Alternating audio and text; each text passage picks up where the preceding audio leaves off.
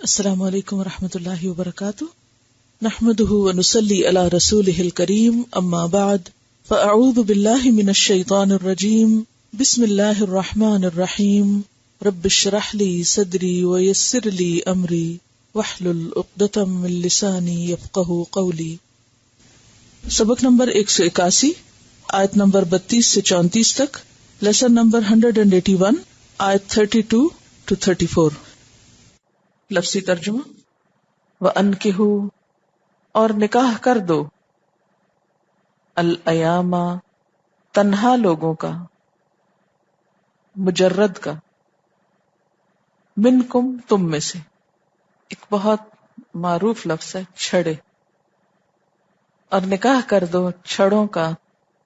ایامہ M کی جمع ہے، جس کا مطلب ہے بغیر بیوی والے مرد یا بغیر شوہر والی عورت، منکم، تم میں سے، والصالحین، اور صالح یا صلاحیت رکھنے والے، من عبادکم، تمہارے غلاموں میں سے، وامائکم، اور تمہاری لونڈیوں میں سے یا باندیوں میں سے، ان یکونوا، اگر ہوں گے وہ، فقراء، محتاج، یغنہم اللہ، غنی کر دے گا ان کو اللہ، من فضلہ، اپنے فضل سے، واللہ، اور اللہ، واسع، وسعت والا ہے، علیم، علم والا ہے۔ ولیستعفف، اور چاہیے کہ پاک دامنی اختیار کریں، الذین، وہ لوگ، لا یجدون، جو نہیں پاتے، نکاحن، نکاح کا موقع، حتی، یہاں تک کہ، یغنیہم اللہ، غنی کر دے ان کو اللہ، من فضلہ، اپنے فضل سے، والذین، اور وہ لوگ، یبتغون الکتاب، جو چاہتے ہوں لکھا پڑھی کتاب یا مکاتبت، مما، اس میں سے جو، ملکت ایمانکم، مالک ہیں تمہارے دائیں ہاتھ، فکاتبوہم، تو ان سے مکاتبت کر لو،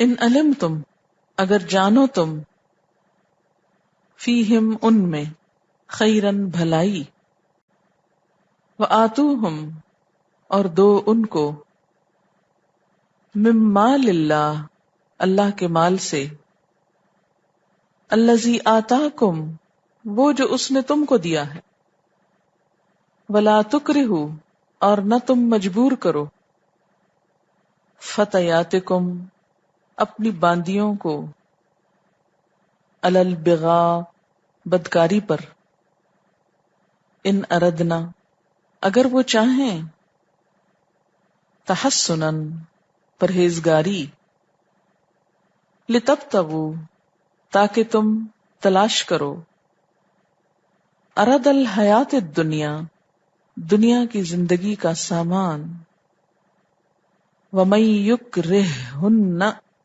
اور جو کوئی مجبور کرے گا ان کو، فإن اللہ، تو بے شک اللہ تعالی، من بعد اکراہہن، ان کو مجبور کرنے کے بعد، غفور الرحیم، غفور الرحیم ہے، وَلَقَدْ أَنزَلْنَا، اور البتہ تحقیق نازل کر دی ہم نے، الیکم، تمہاری طرف، آیات مبینات، کھلی کھلی آیات، واضح احکامات، ومثلا، اور مثال، من الذین، ان لوگوں میں سے، خلو من قبلکم، جو گزرے تم سے پہلے، وموعظۃ، اور نصیحت، للمتقین، تقوی والوں، وَأَنْكِحُوا الْأَيَامَ مِنْكُمْ، وَأَنْكِحُوا، اور نکاح کر کے دو، الایاما ایاما کو، بے نکاحوں کو، منکم تم میں سے، والصالحین اور نیک، من عبادکم تمہارے غلاموں میں سے، وامائکم اور تمہاری لونڈیوں میں سے، ان یکونوا اگر وہ ہوں گے، فقراء محتاج فقیر، یغنیہم اللہ غنی کر دے گا ان کو اللہ، من فضلہ اپنے فضل سے، واللہ اور اللہ، واسع وسعت والا ہے، علیم علم والا ہے۔ پیچھے ہم نے کچھ ایسے احکامات پڑھے جو معاشرے میں خرابیوں کے لیے سد باب کا کام دیتے ہیں یا جن سے بہت سے فتنوں کے دروازے بند کیے جا سکتے ہیں۔ انہی احکامات میں سے ایک حکم نکاح کو عام کرنا ہے، نکاح کو آسان بنانا ہے۔ تو یہاں اللہ سبحانہ تعالی حکم دے رہے ہیں کہ وَأَنْكِحُوا اور نکاح کرو۔ خطاب ہے کنوارے لوگوں کے اولیاء سے، یعنی جو ذمہ دار ہیں، یا پھر سارے مسلم معاشرے سے، کہ یہ مسلم معاشرے کی ذمہ داری ہے کہ وہ اپنے اندر پائے جانے والے ایسے لوگ جو نکاح کے بغیر ہیں ان کے لیے نکاح کا انتظام کریں، نکاح پر انکریج کریں۔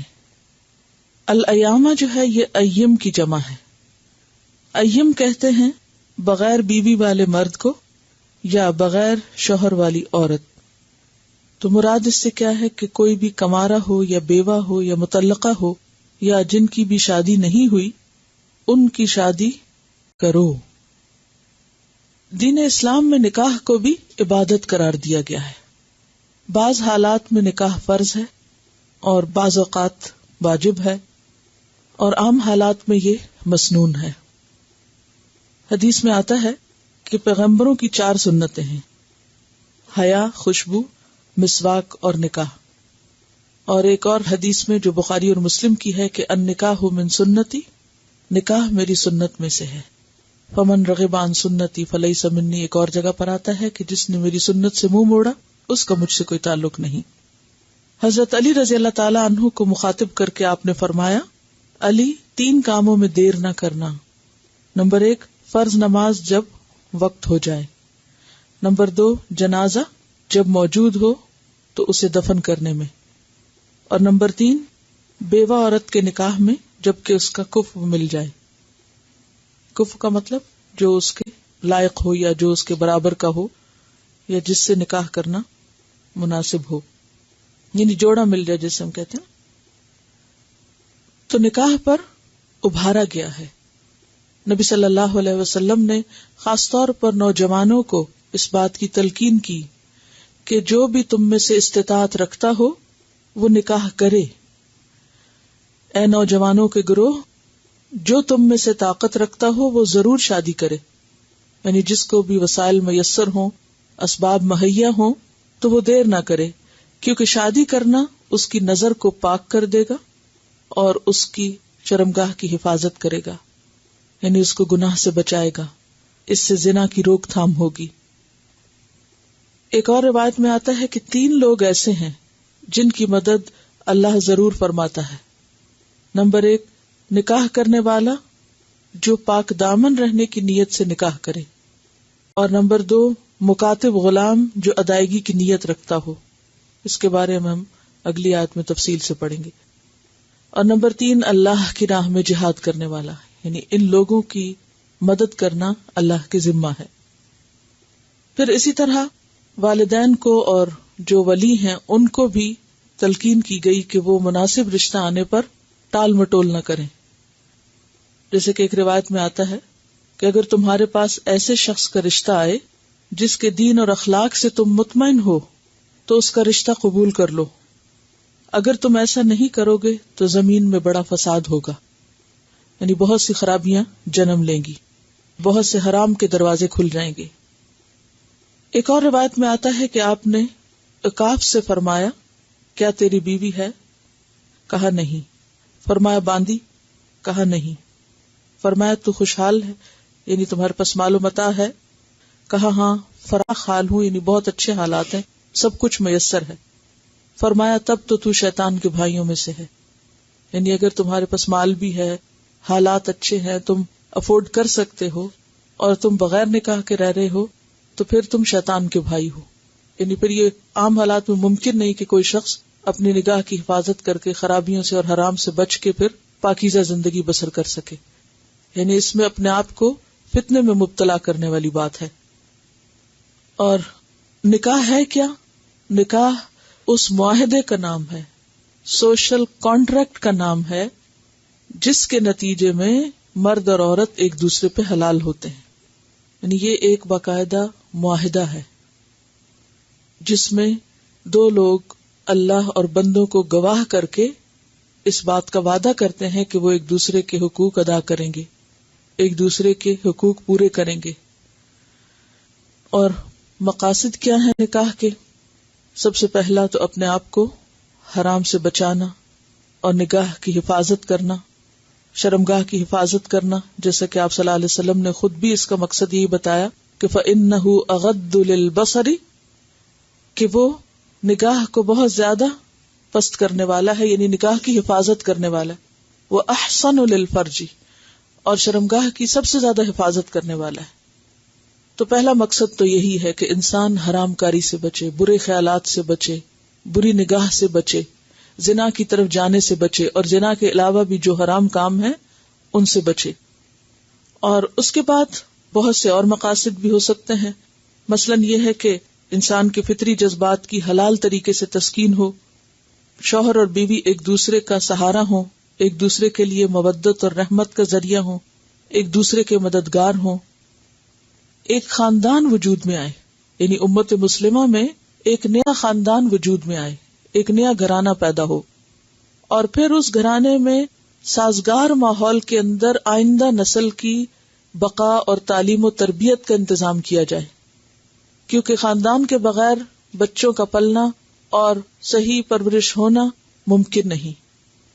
اور پھر یہ ہے کہ معاشرہ جو ہے وہ برائی سے، فساد سے، بگاڑ سے محفوظ رہے، امن و امان برقرار رہے، حسب نسب کی حفاظت ہو، وراثت کی صحیح تقسیم ہو، عورت کو ایک محفوظ پناہ گاہ ملے، اس کے لیے ایک مضبوط سہارا ہو، انسان کے دین کی بھی حفاظت ہو. کیونکہ جب نکاح نہیں ہوتا تو پھر انسان بہت سے ایسے کام شروع کر دیتا ہے جس سے اس کے دین کا نقصان ہوتا ہے. تو اس لیے نکاح جو ہے اس کے بیک وقت بے شمار فوائد ہیں، یعنی بہت سے فائدوں کی چیز ہے. اس لیے اس پر ابھارا گیا اور زنا کو ڈسکریج کیا گیا، کیونکہ اس میں انسانی نسلوں کا بگاڑ اور انسانی معاشرے کے اندر فساد اور خرابی اور لامتناہی ہی برائیاں، قباحتیں جنم لیتی ہیں، جس کے نتیجے میں بعض اوقات قتل و غارت اور معاشرے میں بدامنی کے بہت سے واقعات جنم لیتے ہیں. اس لیے فرمایا وَأَنكِحُوا الْأَيَامَ مِنكُمْ، جو بھی نکاح کے بغیر ہیں ان کا نکاح کرو. یعنی خاندان کی بھی ذمہ داری ہے، اور پھر اگر خاندان میں کوئی ایسا ذمہ دار نہیں، بڑا نہیں، تو یہ بہرحال ایک اسلامی معاشرے کی ذمہ داری ہے کہ وہ آپس میں ایک دوسرے کے مددگار ہوں اور ایک دوسرے کو اللہ کے اس حکم پر عمل کرنے کے لیے سپورٹ کریں. لیکن افسوس یہ کہ چونکہ اس وقت اسلامی معاشرے کا ہی کوئی کانسیپٹ نہیں ہے، یہ اسلامی روایات اور روح ہی ختم ہو گئی ہے، تو عموماً لوگ انکریج کرنے کی بجائے اگر کہیں دیکھیں کہ کوئی رشتہ ہو رہا ہے تو کیا رول پلے کرتے؟ نہ ہو، خرابیاں پیدا کرتے، ایک دوسرے کے لیے مسائل پیدا کرتے ہیں، ایک دوسرے کو ڈسکریج کرتے ہیں.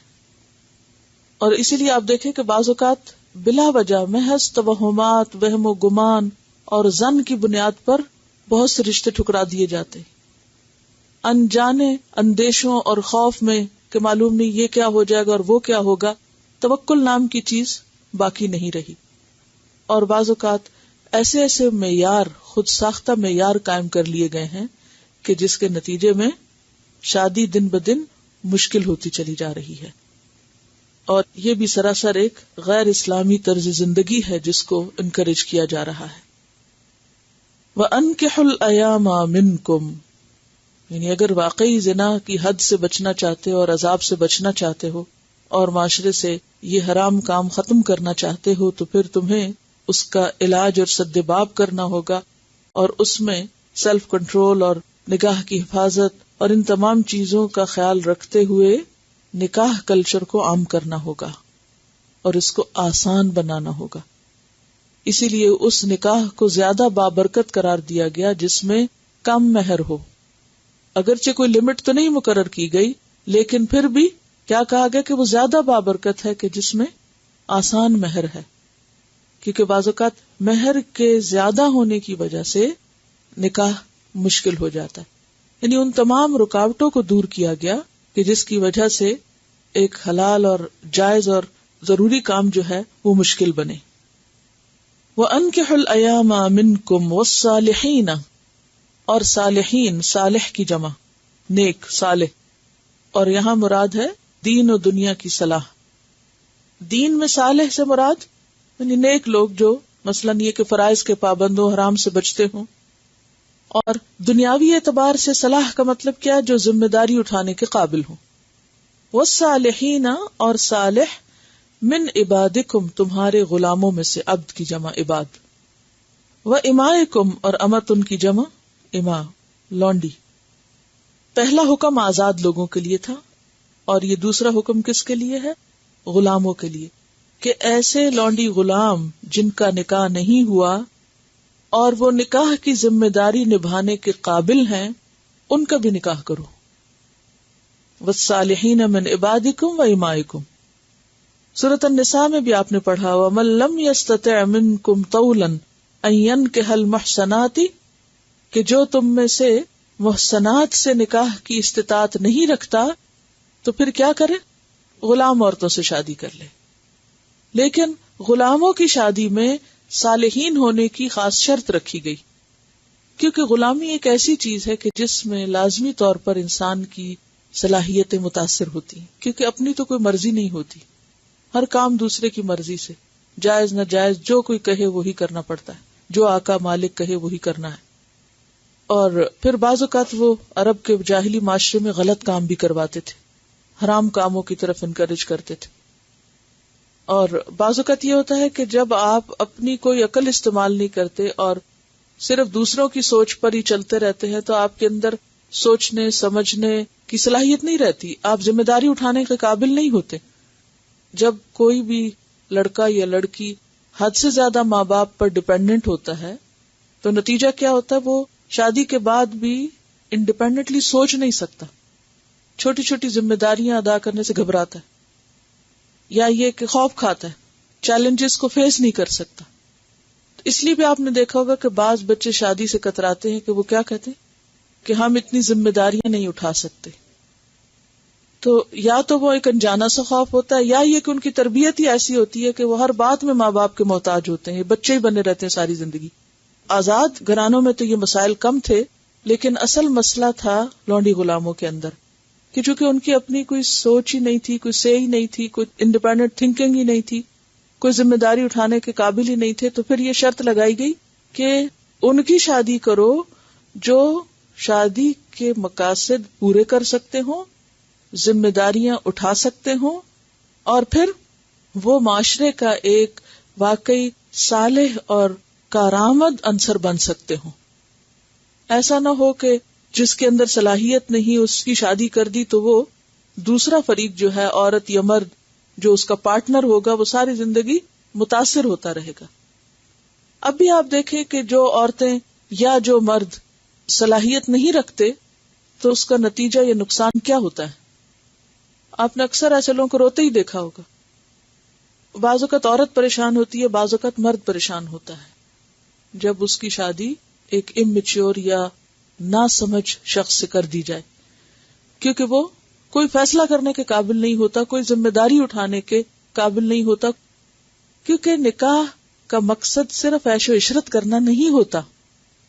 نکاح کے مقاصد کیا ہیں؟ کہ ایک خاندان وجود میں آئے اور خاندان کی آئندہ نسلوں کی صحیح طور پر پرورش ہو، تربیت ہو. اگر بیوی اس قابل ہی نہیں یا شوہر اس قابل ہی نہیں تو وہ مقصد نہیں پورا ہوتا. تو آزاد گھرانوں میں تو اس وقت یہ چیز نہیں تھی، لیکن غلاموں کے اندر اس چیز کا اندیشہ تھا، تو اس لیے شرط لگائی گئی کہ والصالحین من عبادکم و امائکم. ایک اور چیز جو رکاوٹ بنتی ہے نکاح میں وہ ہے فائنینشلی اسٹرانگ نہ ہونا، غریب ہونا. یعنی ذمہ داریاں اٹھانے میں، یعنی مثلاً شوہر کی ذمہ داریوں میں سے بڑی ذمہ داری کیا ہے؟ نان نفقہ فراہم کرنا. اب اگر کوئی شخص خود نان نفقہ فراہم نہیں کر سکتا تو عموماً کیا ہوتا ہے کہ ماں باپ سپورٹ کرتے ہیں یا بہن بھائی کرتے ہیں. لیکن اگر کوئی بھی ایسا نہ ہو تو پھر ظاہر ہے کہ زندگی کی گاڑی چلنا دوبھر ہو جاتا ہے، مشکل ہو جاتا ہے. تو اس لیے بہت سے لوگ جن کے پاس استطاعت حقیقی نہیں ہوتی، واقعی نہیں ہوتی استطاعت، تو وہ پھر شادی سے ڈرتے ہیں یا شادی نہیں کرتے. تو اس کا بھی حل بتایا گیا کہ ان یکونوا فقراء، اگر وہ فقراء ہوں گے، غریب ہوں گے، محتاج ہوں گے، یغنیہم اللہ من فضلہ، غنی کر دے گا ان کو اللہ اپنے فضل سے. تو اس سے کیا پتہ چلتا ہے کہ فائنینشل ایشو کو سر فہرست نہیں ہونا چاہیے، کیونکہ حالات ہمیشہ ایک جیسے نہیں رہتے. اگر آج کسی کے پاس نہیں تو کل اس کے پاس ہو بھی سکتا ہے. آج اگر جاب نہیں تو کل جاب مل سکتی ہے، آج اگر کوئی کاروبار نہیں تو کل اللہ تعالیٰ کہیں سے رزق کا دروازہ کھول دے گا. تو اس معاملے میں زیادہ خوف نہ کھاؤ. ان یکونوا فقراء یغنیہم اللہ. تو یہاں شادی کا ایک فائدہ یہ بھی بتایا گیا ہے کہ اس سے تمہارے رزق میں وسعت ہو سکتی ہے. اور جیسا کہ وہ حدیث بھی ہے کہ 3 شخص ایسے ہیں جن کی اللہ مدد فرماتا ہے. نکاح کرنے والا جو پاک دامنی کی نیت سے نکاح کرنا چاہتا ہو، اگر وہ پاک دامن رہنے کے لیے، حرام سے بچنے کے لیے نکاح کر لیتا ہے تو اللہ تعالیٰ اس کے رزق میں بھی برکت دے دے گا کہ جس سے وہ اپنے خاندان کو سپورٹ کر سکے. کیونکہ قرآن پاک میں اور جگہوں پر بھی آتا ہے کہ اللہ ہی رازق ہے. سورۃ الرعد میں بھی آتا ہے اللہ یبسط الرزق لمن یشاء ویقدر. اللہ جس کا چاہتا ہے رزق فراخ کر دیتا ہے اور جس کو چاہتا ہے اندازے سے دیتا ہے. تو یہ تو اللہ کا فیصلہ ہے. تو اس چیز کو مسئلہ نہیں بنانا چاہیے، بہت ایشو نہیں بنانا چاہیے، کیونکہ عموماً ہمارے ہاں شادیاں کس وجہ سے لیٹ ہو جاتی یا نہیں کرتے. نہیں، جاب ہے بھی تو وہ جاب نہیں ہے جو ہم چاہتے ہیں کہ ہو. یعنی یہ تو دور کی بات ہے کہ جاب نہ ہو تو شادی کر دی جائے کسی کی. جاب بھی ہو تو بھی لوگ کیا دیکھتے ہیں؟ اچھی جاب ہو. پھر یہ کہ اپنا گھر نہیں ہے، اور کیا دیکھتے؟ اگر لڑکے کے اوپر مثلاً پیرنٹس کی رسپانسبلٹی ہے یا اس کے چھوٹے بہن بھائیوں کی کوئی رسپانسبلٹی ہے تو اس صورت میں بھی نہیں دیتے بیٹی کہ پھر ہماری بیٹی عیش و عشرت نہیں کر سکے گی. اونچے خاندان کو دیکھتے ہیں، اور کسی کی زیادہ بڑی فیملی ہے تو بھی نہیں کر کے شادی دیتے، خصوصاً اگر نندے ہوں. یہی چیز ہے یہاں پر کہ اگر تم اللہ کے بھروسے پہ کر دو گے کہ بچے حرام سے بچیں، کیونکہ اصل مسئلہ کیا ہے؟ حرام سے بچنا، اپنے دین کی حفاظت کرنا، اپنی آخرت کی حفاظت کرنا، یہ ہماری پرائرٹی ہونی چاہیے. مومن کی پرائرٹی دنیا کا عیش و عشرت نہیں ہوتی. تو ایسی صورت میں کیا کہا گیا؟ ان یکونوا فقراء یغنیہم اللہ من فضلہ. اگر وہ فقراء بھی ہوں گے تو اللہ ان کو اپنے فضل سے غنی کر دے گا. واللہ واسع علیم. اور اللہ بہت وسعت والا ہے. کیا مطلب ہے وسعت والا ہے؟ یعنی اللہ کے خزانے وسیع ہیں، اللہ کے پاس بہت کچھ ہے. اصل میں ہم اللہ کے پاس جو کچھ ہے اس پہ نظر نہیں رکھتے کہ اس کے پاس غیب کے خزانے ہیں. وَلِلَّهِ خَزَائِنُ السَّمَاوَاتِ وَالْأَرْضِ. اس پہ نہیں بھروسہ ہوتا. ہمیں بھروسہ ہوتا ہے اس پہ جو ہمارے ہاتھ میں یا کسی دوسرے کے پاس دکھائی دے رہا ہے. تو پھر اس پہ جو بھروسہ کرے وہ کامیاب نہیں ہو سکتا، کیونکہ جو کسی کے ہاتھ میں ہے وہ تو کسی وقت بھی جا سکتا ہے، اور جو اللہ کے ہاتھ میں ہے وہ نہیں جائے گا. تو اس لیے کبھی بھی انسان مال و دولت کی بنیاد پر، یعنی اس کے ہونے یا نہ ہونے کی بنیاد پر ایک فرض کو نہ ٹالے. ان یکونوا فقراء یغنیہم اللہ من فضلہ واللہ واسع علیم. اور اللہ بہت زیادہ جاننے والا ہے. اس نے اپنے علم کی بنیاد پر تمہیں یہ حکم دیا ہے کہ ایسا کر دو.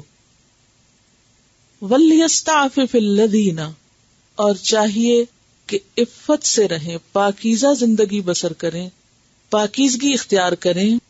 الذین، وہ لوگ، لا یجدون نکاحا، نہیں وہ پاتے نکاح یعنی نکاح کا سامان.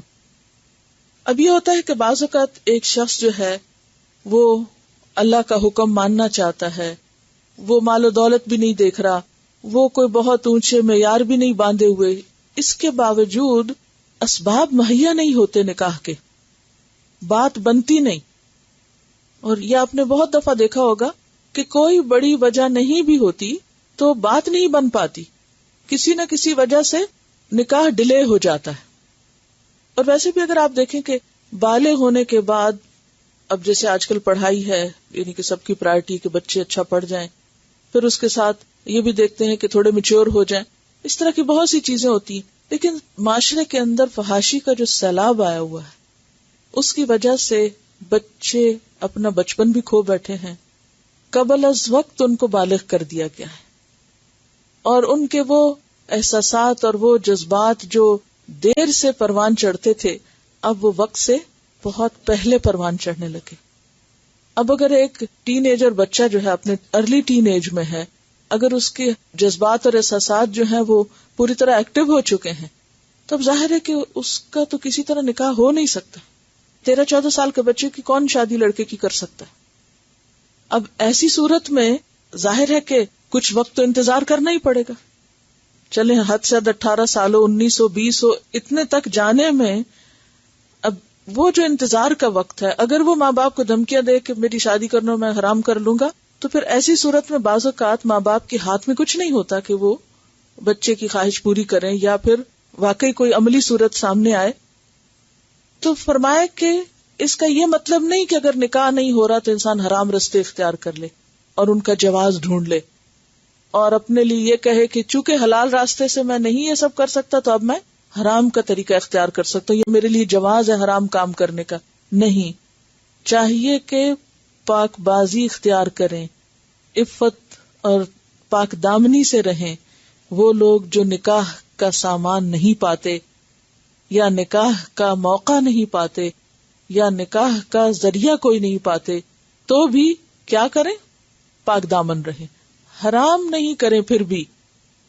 اور اس میں آپ صلی اللہ علیہ وسلم نے پھر کیا حل بتایا کہ جس میں نکاح کی استطاعت ہو وہ تو کیا کرے؟ نکاح کر لے، اور اگر نہ ہو تو روزے رکھے. یعنی عملی تدبیر بھی آپ نے بتا دی کہ وہ روزے رکھے، اور روزہ اس کے لیے شہوت توڑنے کا ذریعہ بن جائے گا.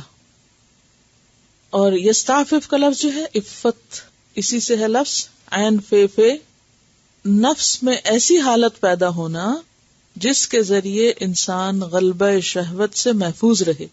یعنی انسان کے اندر ایک ایسی قوت کہ جس سے انسان حیا میں رہے، پاک دامن رہے، برائی کی طرف جانے سے بچا رہے، تھوڑی چیز پر قناعت کر جائے. اور وہ جو نکاح کی وسعت نہیں پاتے، نکاح کا سامان نہیں پاتے، نکاح کا موقع نہیں پاتے، انہیں چاہیے کہ وہ پاک دامنی کی زندگی بسر کریں. حتی یغنیہم اللہ من فضلہ، یہاں تک کہ اللہ ان کو اپنے فضل سے غنی کر دے، یعنی بے نیاز کر دے. نکاح کا موقع آ جائے، ایسے حالات پیدا ہو جائیں کہ وہ نان نفقہ دینے کے قابل ہو جائیں، ذمہ داریاں پوری طرح اٹھا سکیں، تو اس عرصے میں وہ حیا کا دامن تھامے رکھیں.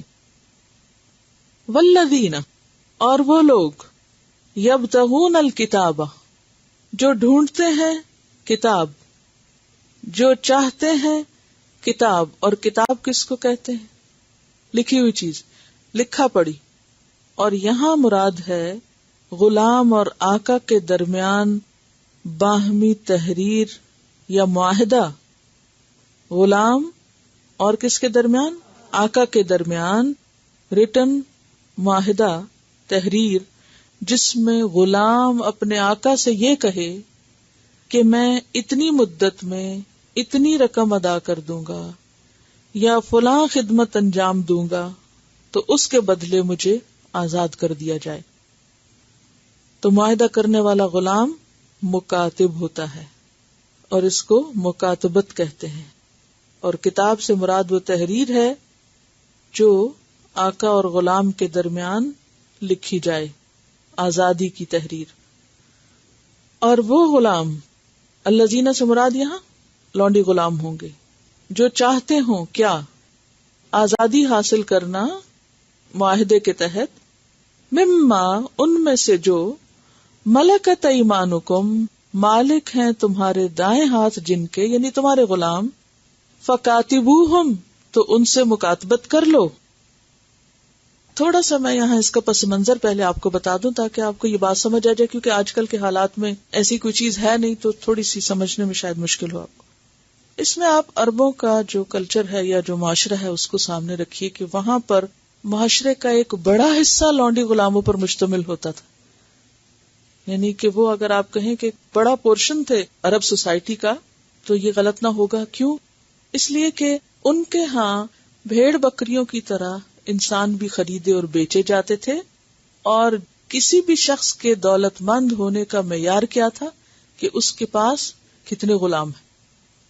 اس کو آج کی اصطلاح میں آپ یوں سمجھیں کہ اگر کسی کے بارے میں آپ کو یہ دیکھنا ہو کہ وہ کتنا امیر ہے تو آپ یہ دیکھیں گے کہ اس کے پاس کتنے لوگ کام کرتے ہیں، کتنے ورکر ہیں اس کے پاس. کسی کی فیکٹری ہے یا کسی کا کوئی سٹور ہے تو وہ کس طرح بتاتے ہیں کہ میرے پاس اتنے اور اتنے پیسے ہیں. کیا بتاتے ہیں کسی کو اپنے مال کا اظہار کرنا ہو؟ جب ہمارے ہاں ہماری فیکٹری میں یا ہماری دکان پہ یا ہمارے پاس اتنے لوگ کام کرتے ہیں تو آپ فوراً اندازہ لگا سکتے ہیں. اچھا 100 لوگ کام کرتے ہیں تو اتنا بزنس ہوگا، 1000 کام کرتے ہیں تو اتنا بڑا بزنس ہوگا. تو اس وقت کسی کے مال کو کس طرح کاؤنٹ کیا جاتا تھا کہ اس کے پاس غلام کتنے ہیں. ٹھیک ہے، اور اس میں کوئی قباحت نہیں سمجھی جاتی تھی، یہ لیگل تھا. جیسے کوئی سونا خریدے جا کے ایسے ہی کوئی انسان بھی خرید سکتا تھا. اسلام نے آ کر اس چیز کو ناپسندیدہ قرار دیا اور غلاموں کی آزادی کے لیے یہ حکم جاری کیا کہ اگر غلام اپنی آزادی کی قیمت پیسوں کی شکل میں یا مزدوری کی شکل میں اپنے مالک کو پیش کریں تو مالک کا کیا فرض بنتا ہے کہ وہ قبول کر لے اور ان کو آزاد کر دے. دیکھیے غلاموں کو غلامی سے نجات دلانے کے لیے کئی طریقے اختیار کیے گئے.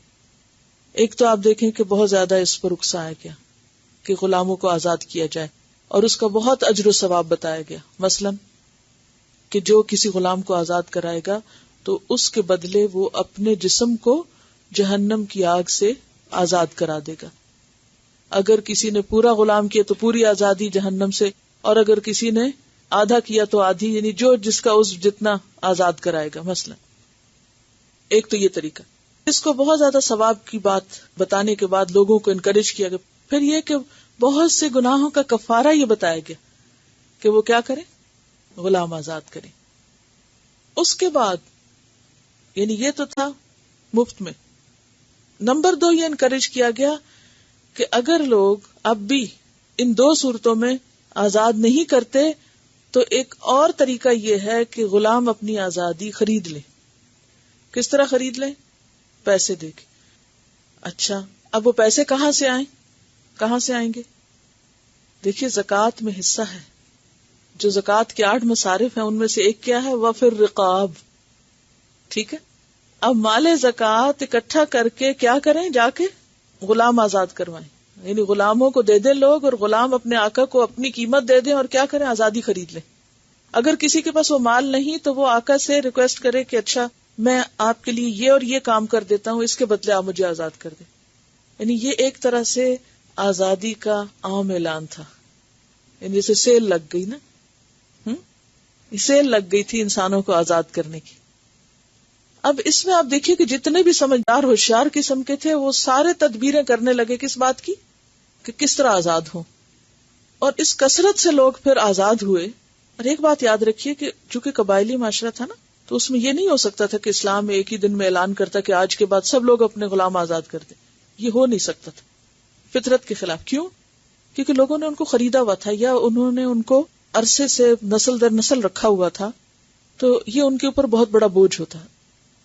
دوسرا یہ کہ یہ لوگ جو عرصے تک غلام رہے، اگر وہ اچانک چھوٹ جاتے تو معاشرے کے اندر امن و امان کا مسئلہ پیدا ہو جاتا، کیونکہ جو ان کے آقا ہوتے تھے وہ صرف ان کو کھلانے پلانے کے نہیں، ان کی اوور آل ایکٹیویٹیز کے بھی نگران ہوتے تھے. یہ ان کے بچوں کی طرح، جیسے ماں باپ اپنے بچوں کا دھیان کرتے ہیں کہ کہاں جا رہے ہیں، کیا کر رہے ہیں، اسی طرح وہ اپنے غلاموں پر بھی نظر رکھتے تھے اور ذمہ دار ہوتے تھے کہ اگر کوئی غلام غلط کام کرے گا تو آقا جو ہے اس کو بیچ میں دھرا جائے گا، اس کی پوچھ ہوگی. سمجھ رہے؟ تو یہ ممکن نہیں تھا کہ یوں ہی یک قلم سب کو آزاد کر دیا جاتا، لیکن طریقے بتا دیے گئے کہ نمبر 1 خود آزاد کرو، خوب انکریج کیا گیا. اور حضرت ابوبکر کے بارے میں آتا ہے نا کہ وہ کہتے ہیں جب سے میں مسلمان ہوں ہر جمعے کو میں غلام آزاد کرتا ہوں. حضرت عبداللہ بن عمر نے 1000 غلام آزاد کیے، حضرت عائشہ رضی اللہ تعالیٰ عنہ نے شاید 4000 غلام آزاد کیے.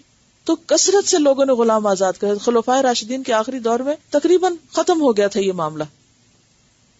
تو یہاں پر کیا کہا گیا کہ جو اپنی آزادی خریدنا چاہیں اور مالک سے درخواست کریں تو مالک کو کیا حکم ہے؟ فَكَاتِبُوهُمْ. اور اس پر بعض علماء کہتے ہیں کہ یہ وجوب کے درجے میں ہے کہ وہ نہ نہیں کر سکتا، اسے کرنا ہی پڑے گا. لیکن شرط یہ رکھی گئی ان علمتم فیہم خیرا، اگر تم جانو ان کے اندر کیا خیر، بھلائی. کس بات کی بھلائی؟ کہ یہ باہر نکل کر فساد نہیں کریں گے. بتدریج آزادی ہوئی اور بتدریج پورے معاشرے کا کلچر بدلنا تھا کہ وہ سوسائٹی کے اندر آہستہ آہستہ پھر ضم ہوتے گئے، اسیمیلیٹ ہوتے گئے. سوسائٹی نے بھی ان کو پھر ایک طرح سے قبول کیا، ورنہ فرق بہت زیادہ تھا. یعنی کہ آقا اور غلام کے درمیان جو طبقاتی تقسیم تھی وہ بہت شدید قسم کی تھی، تو اس کو بھی ختم کیا گیا. آپ کو معلوم ہے کہ آپ صلی اللہ علیہ وسلم کے جو آخری الفاظ تھے دنیا سے رخصت ہوتے ہوئے وہ کیا تھے؟ عورتیں اور غلام، ان کا خیال کرنا، کیونکہ معاشرے کے اندر یہ دو انتہائی مظلوم لوگ تھے. والذین یبتغون الکتاب مما ملکت ایمانکم فکاتبوہم ان علمتم فیہم خیرا، کہ اگر ان کے اندر صدق ہے، امانت ہے، شرافت ہے، اخلاق اچھا ہے تو چھوڑ دو ان کو آزاد زندگی بسر کرنے دو. اچھا ایک اور بات یاد رہے کہ ایسا نہیں تھا کہ صرف وہ انہوں نے غلام رکھے ہوئے تھے، بلکہ وہ غلام ان کی آمدنی کا ذریعہ تھے. وہ غلام بھی دولت تھے اور مزید دولت حاصل کرنے کا ذریعہ تھے، کیونکہ ایک تو انہیں کام لگاتے، دوسرا یہ ہے کہ ان کی خرید و فروخت سے بھی مثلا 5000 کا خریدا تو 10 کا بیچا، تو یہ کیا تھا؟ ان کی آمدنی بڑھانے کا ذریعہ. وہ ان کے ذریعے تجارت کرتے تھے، تو اس لیے ان کے لیے ایک مشکل سٹیپ تھا. بہرحال پھر صرف یہ نہیں کہا کہ ان کو آزادی دے دو، بلکہ کہا وآتوہم، اور دو ان کو مِن مال اللہ الذی آتاکم، اس مال میں سے جو اللہ نے تمہیں دیا. یعنی جو وہ طے کریں وہ تو دو، اس کے ساتھ خود ان کو دے کے تاکہ وہ آزادی خرید سکیں تو ان کو مزید ہیلپ کرو. ولا تکرہوا. اب کیا ہوا؟ اس طرح تو بہت سے غلام آزاد ہو گئے. اب جب یہ صورتحال دیکھی لوگوں نے تو خاص طور پر وہ عورتیں جن سے برا پیشہ کرایا جاتا تھا ان کو بھی تھوڑی جرأت ہوئی کہ ہمیں بھی آزادی ملے. عرب جاہلیت میں جو مرد غلام تھے وہ تو عام طور پر جسمانی مشقت کا کام کرتے، مثلا یہ کہ ان سے عمارتوں کی تعمیر، مزدوری اور اس طرح کے بہت سے کام جو محنت مشقت کے تھے. لیکن جو عورتیں تھیں ان سے عموماً جو کمائی کرواتے تھے وہ پیشہ زنا کے ذریعے تھی. جو بڑے بڑے سردار تھے انہوں نے اپنی لونڈیوں کے لیے الگ رہائش گاہیں بنائی ہوئی تھی جن کو وہ مواخیر کہتے تھے. ٹھیک ہے، مواخیر.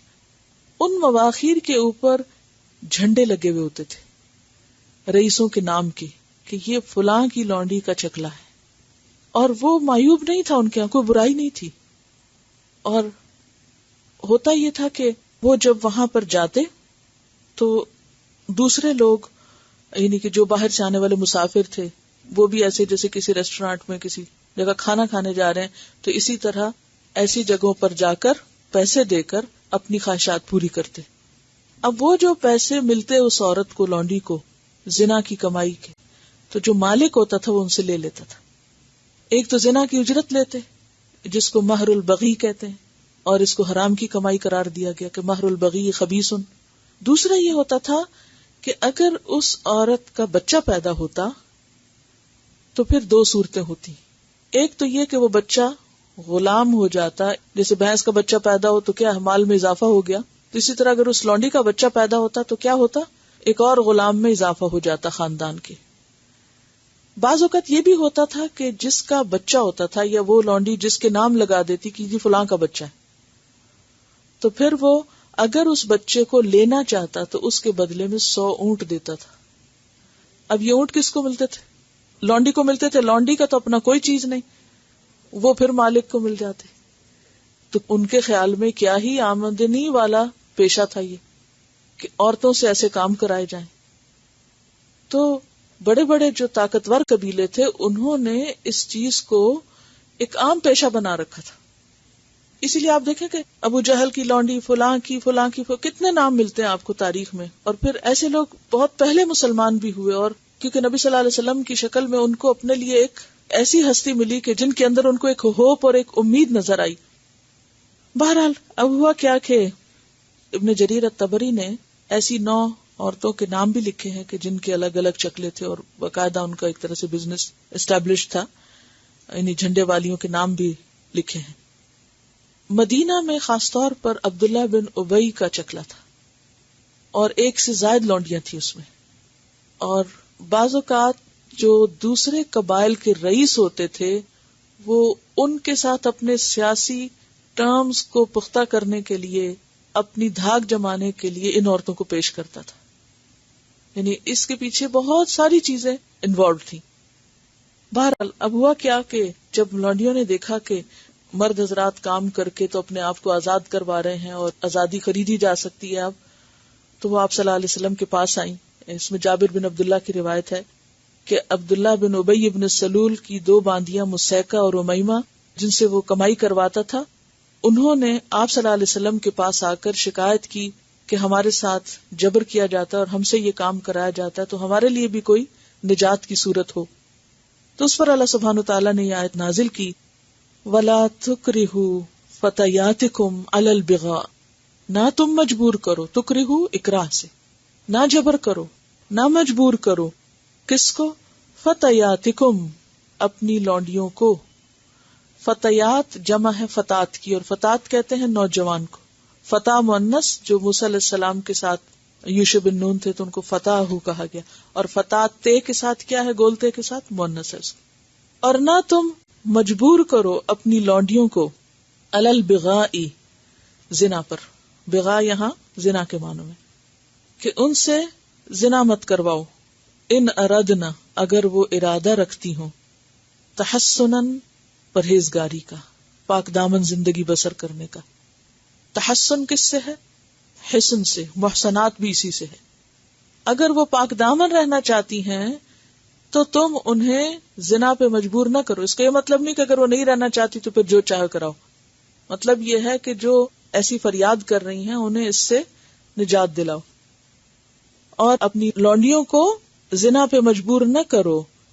لِتَبْتَغُوا عَرَضَ الْحَيَاةِ الدُّنْيَا، تاکہ تم تلاش کرو، حاصل کرو دنیا کی زندگی کا سامان.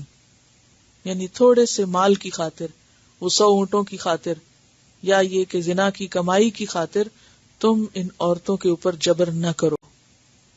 وَمَن يُكْرِهُنَّ، اور جو ان کو مجبور کرے گا، کن کو؟ لونڈیوں کو.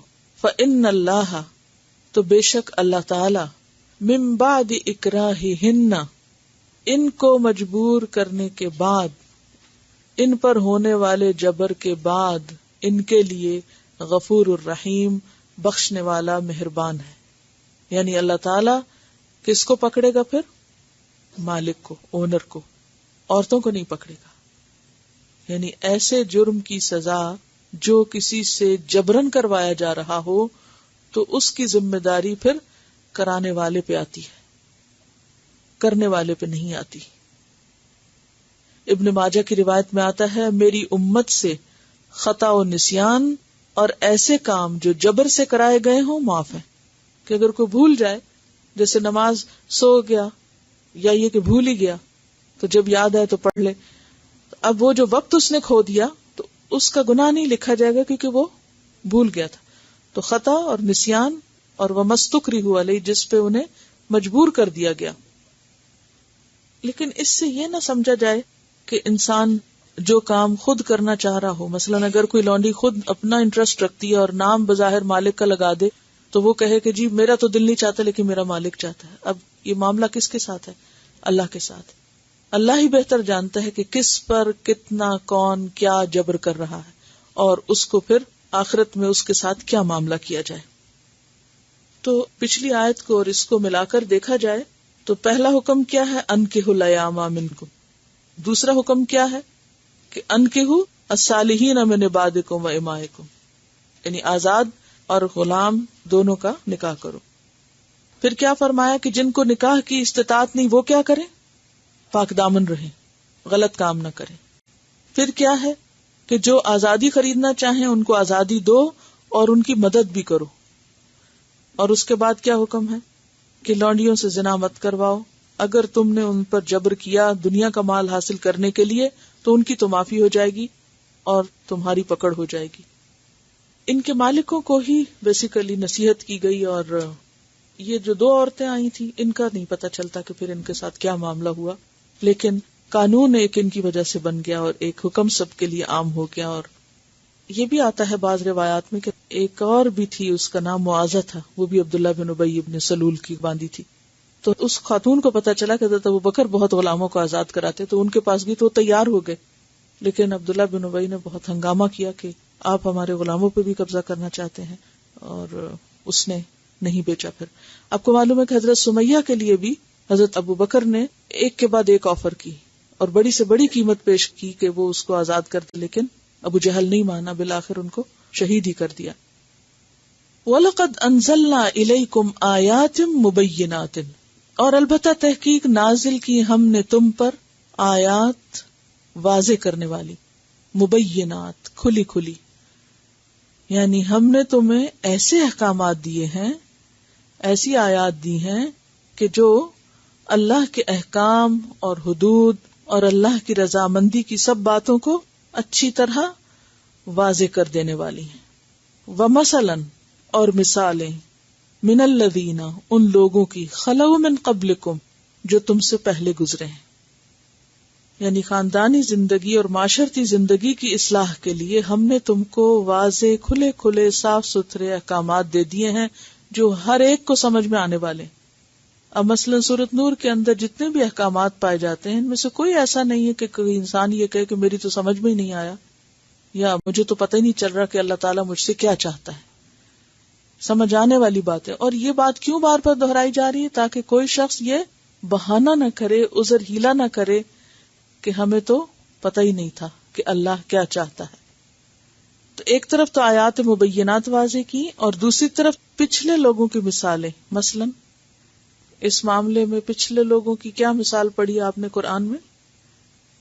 اس کانٹیکس میں جو اس صورت کے موضوعات ہیں، جیسے حضرت یوسف علیہ السلام کا واقعہ، حضرت مریم کا واقعہ، حضرت عائشہ کا واقعہ جو اسی صورت میں ہے.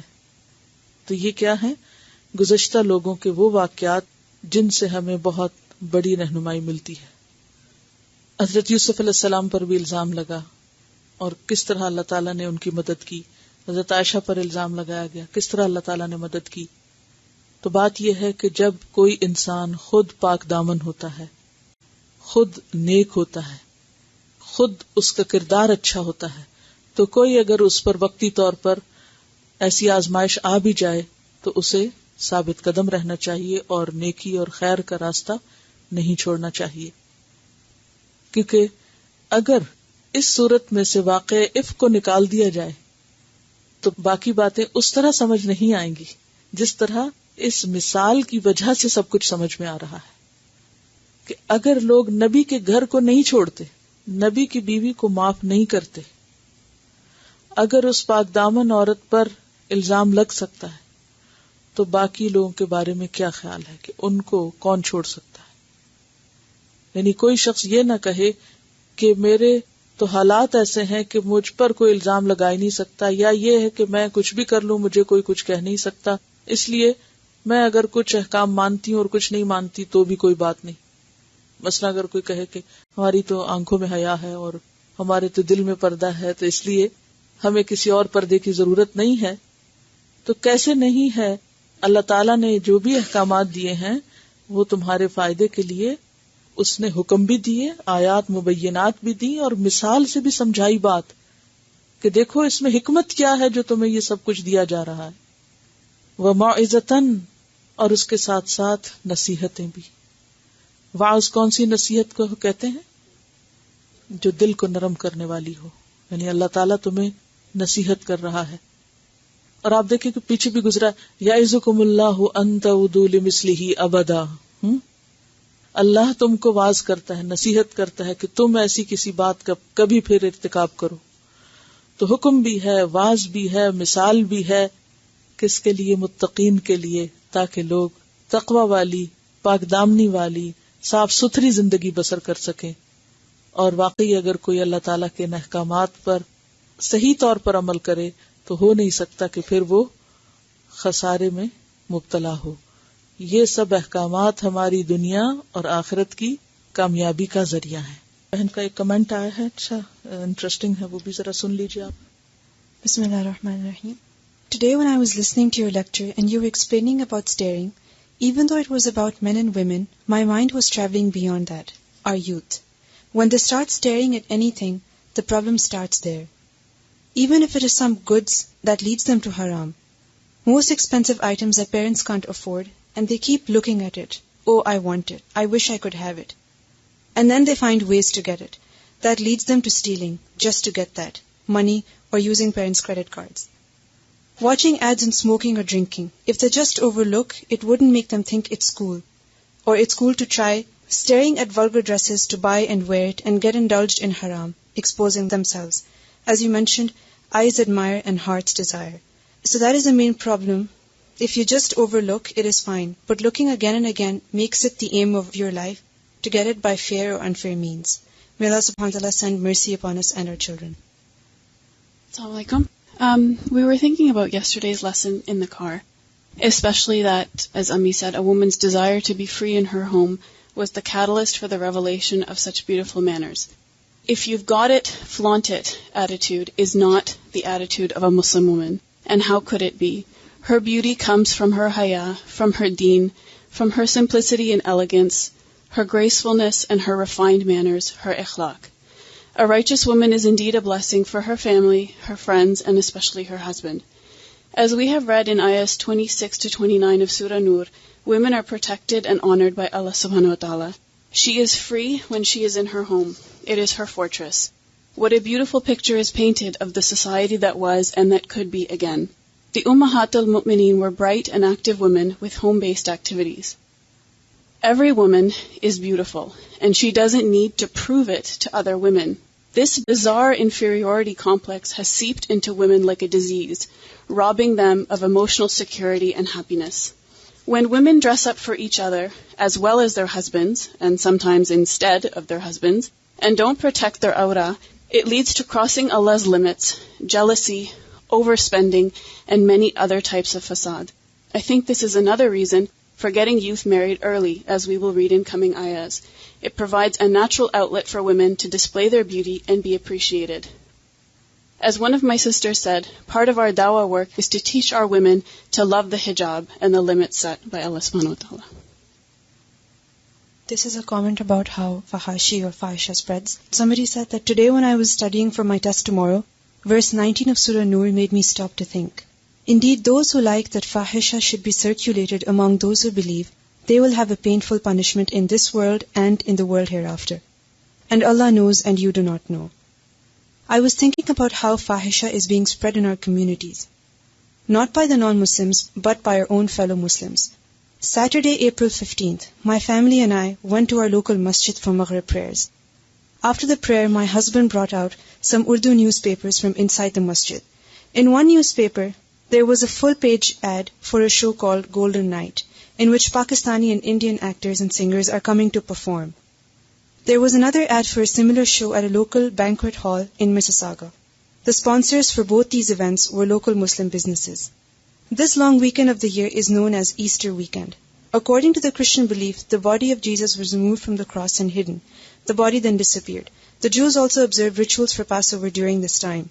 The followers of these two faiths try to connect with God through worship and feasts with family and friends. Muslims in the West, however, have nothing much to do this weekend, so they plan for entertainment in their communities, while others contribute in the cause of promoting their businesses, and the rest enjoy these planned entertainment events. What shocked me the most was that the masjid is being used as a place to convey these messages of fahisha. After the Friday prayers, people pick up these newspapers, and inside many find their source of weekend entertainment. I cannot believe that one can be so greedy so as to use the holiest day of the week and the holiest site to promote such kinds of entertainment businesses. At the same time, I feel that it is the responsibility of the management of the masjids to be aware of what kind of material is being distributed from their premises. Some masjids in the GTA do not allow anyone to distribute any literature unless the management of the masjid has reviewed it first. They only offer space for newspapers with true Islamic teachings, such as the newspaper Ambition. At the end, I think this verse is a warning for all those who are busy day and night to promote fahisha in the name of fun and entertainment. May Allah protect us and our fellow Muslims, as well as the coming generations from these traps. Ameen. سبحانك اللهم وبحمدك نشهد أن لا إله إلا أنت نستغفرك ونتوب إليك. السلام علیکم ورحمۃ اللہ وبرکاتہ.